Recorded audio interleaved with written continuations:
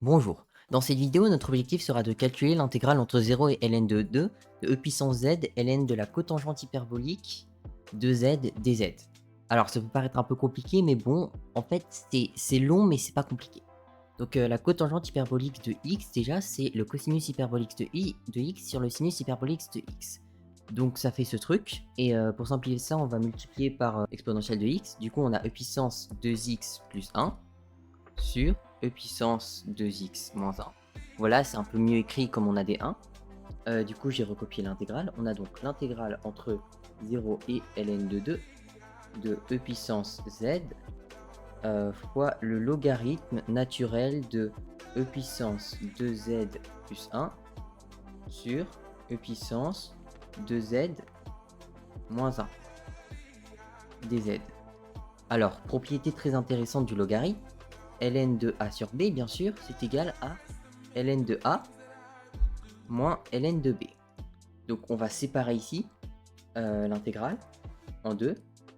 Donc on a donc l'intégrale de 0 à ln de 2 de e puissance z en facteur de ln de e puissance 2z plus 1 moins ln de e puissance 2z moins 1.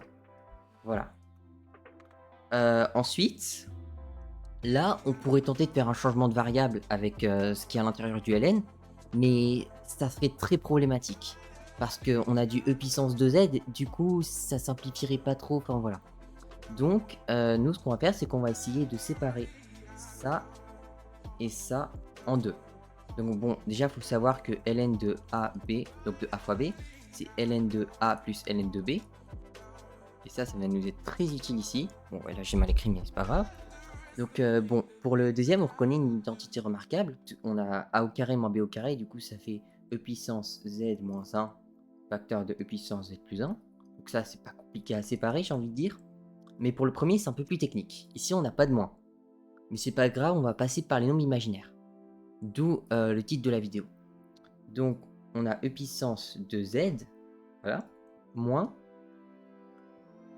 i au carré. Et oui, si on redéveloppe, i au carré, ça fait tout simplement 1, moins par moins, ça fait plus. Du coup, on a bien notre truc de départ. Du coup, ça fait e puissance z moins i, facteur de e puissance z plus i.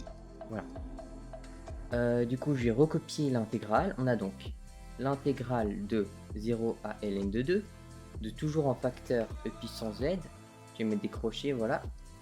De, alors là, ça va être long. ln de... Là, je mets des parenthèses parce qu'il y a déjà la soustraction des ln. Voilà. Donc de ln de e puissance z plus i plus ln de e puissance z moins i. Voilà. Moins, donc il y a la soustraction des logs, c'est pour ça que j'ai mis un moins.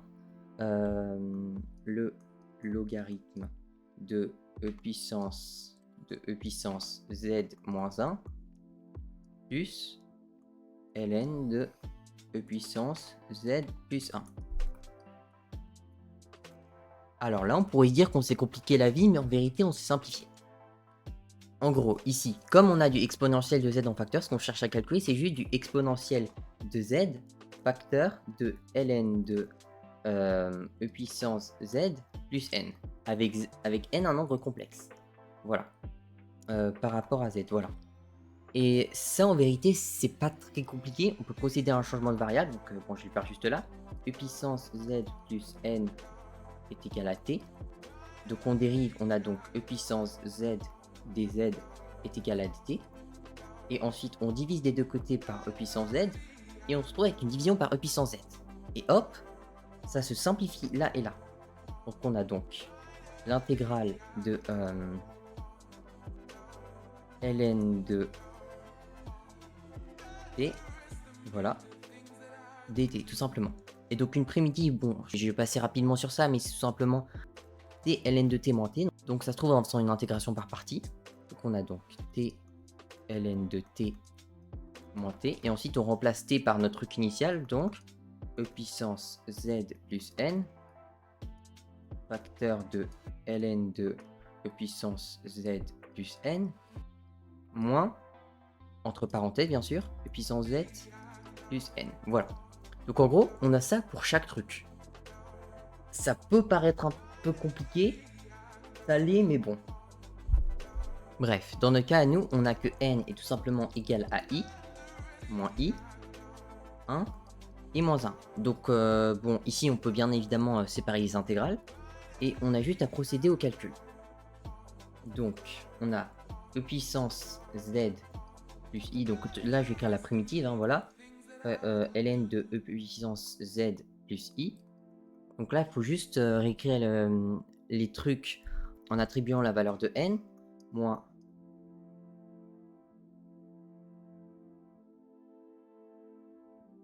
voilà. Et du coup ça c'est entre 0 et ln de 2. Bon, donc là ça peut paraître compliqué, mais bon, on va simplifier. Déjà on va distribuer le moins juste là. Donc bon, on va le barrer. Du coup ça fait que tout ça c'est en moins, ça c'est en plus, ça c'est en moins, et ça c'est en plus. Voilà. Donc du coup on va distribuer le moins par rapport aux 4 trucs juste là. Du coup on a e puissance, enfin moins e puissance z moins i, moins e puissance z plus i, e puissance z plus 1, et là on a e puissance z moins 1. Et là, truc très intéressant, tout se simplifie.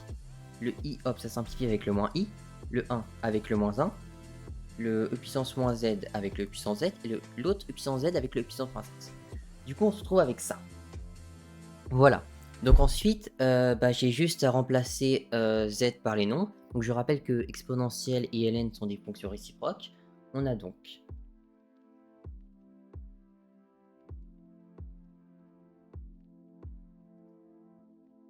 une ressemblance avec ça et ça.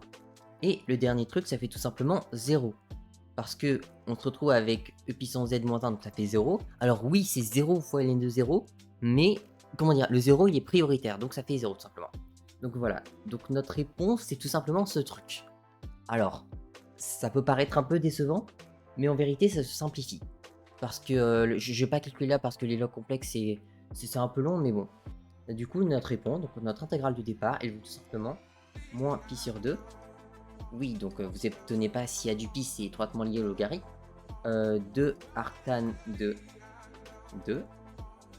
Et enfin, plus ln de 50 27e. Voilà, et si vous vous demandez, ça fait approximativement 1,26. Voilà, merci d'avoir regardé la vidéo et au revoir.